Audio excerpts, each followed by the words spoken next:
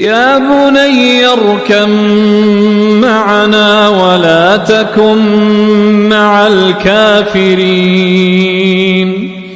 قال سآوي إلى جبل يعصمني من الماء. بسم اللہ الرحمن الرحیم۔ السلام علیکم۔ امام غزالی رحمۃ اللہ علیہ نے ایک عجیب انداز سے یہ بات سمجھائی ہے۔ فرماتے ہیں کہ ایک بادشاہ کا بہت بڑا باغ تھا جس کے کئی حصے تھے۔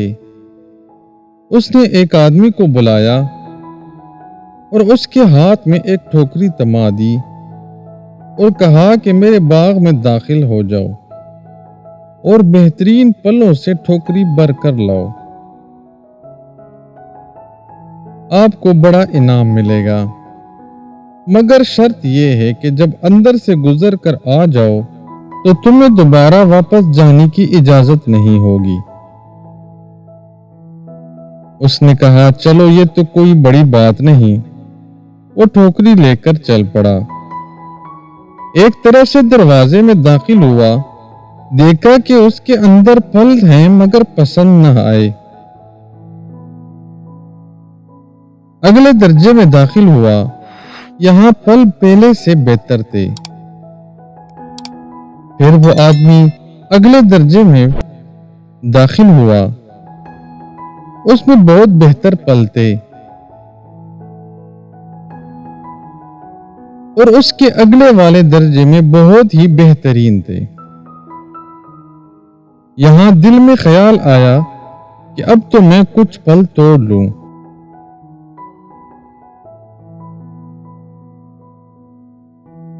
پھر سوچنے لگا آگے سب سے بہتر پھل توڑوں گا۔ جب اگلے اور آخری درجے میں داخل ہوا تو کیا دیکھتا ہے کہ وہاں پر تو کسی بھی درخت پر پھل نہیں ہے۔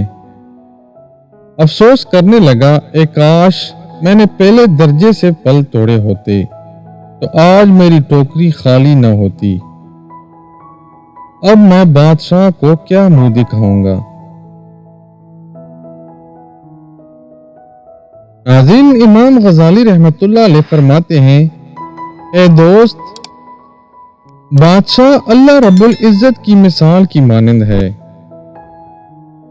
اور انسان جو باغ میں جا رہا ہے وہ تیری مثال ہے، اور ٹوکری سے مراد تیرا اعمال نامہ ہے۔ زندگی کی مثال باغ کی مانند ہے، اور اس کے مختلف حصے تیری زندگی کے ہر دن کی مانند ہیں۔ اب تجھے ہر دن میں نیکیوں کے پھل توڑنے کا حکم دیا گیا، لیکن تو روز سوچتا ہے کہ میں کل سے نیک بن جاؤں گا، یعنی اگلے درجے سے پھل توڑوں گا۔ تیرا اگلا دن نہ آ سکے گا اور تجھے اسی دن اللہ کے حضور جانا پڑے گا۔